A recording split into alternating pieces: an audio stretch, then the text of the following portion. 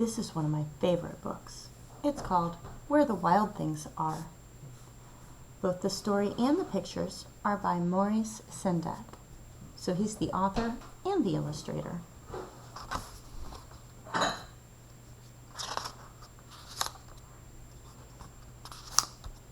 Where the Wild Things Are.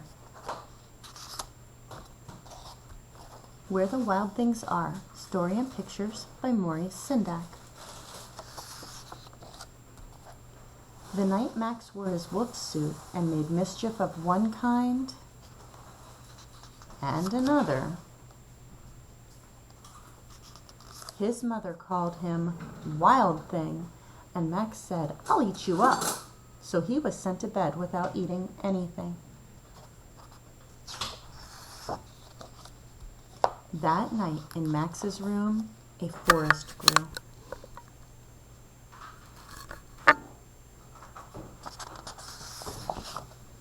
And grew. Look, you can still see his bed and his door. And grew until his ceiling hung with vines and the walls became a world all around. And an ocean tumbled by with a private boat for Max, and he sailed off through night and day. And in and out of weeks, and almost a year, to where the wild things are.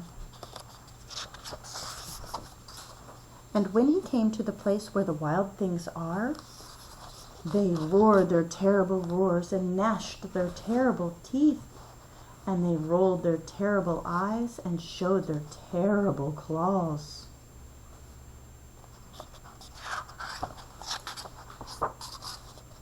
Till Max said, "Be still," and he tamed them with the magic trick of staring into all their yellow eyes without blinking once, and they were frightened and called him the most wild thing of all, and made him king of all the wild things. "And now," cried Max, "let the wild rumpus start."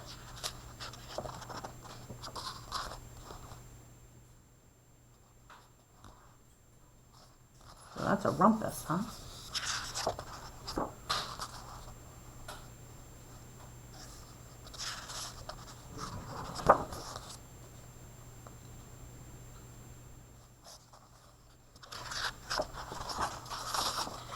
"Now stop," Max said, and he sent the wild things off to bed without their supper. And Max, the king of all the wild things, was lonely and wanted to be where someone loved him best of all. I wonder where that place would be. Then, all around from far away across the world, he smelled good things to eat, so he gave up being king of where the wild things are. But the wild things cried, "Oh, please don't go. We'll eat you up. We love you so." And Max said, "No." And the wild things roared their terrible roars and gnashed their terrible teeth and rolled their terrible eyes and showed their terrible claws. But Max stepped into his private boat and waved goodbye and sailed back over a year and in and out of weeks and through a day and into the night of his very own room, where he found his supper waiting for him, and it was still hot.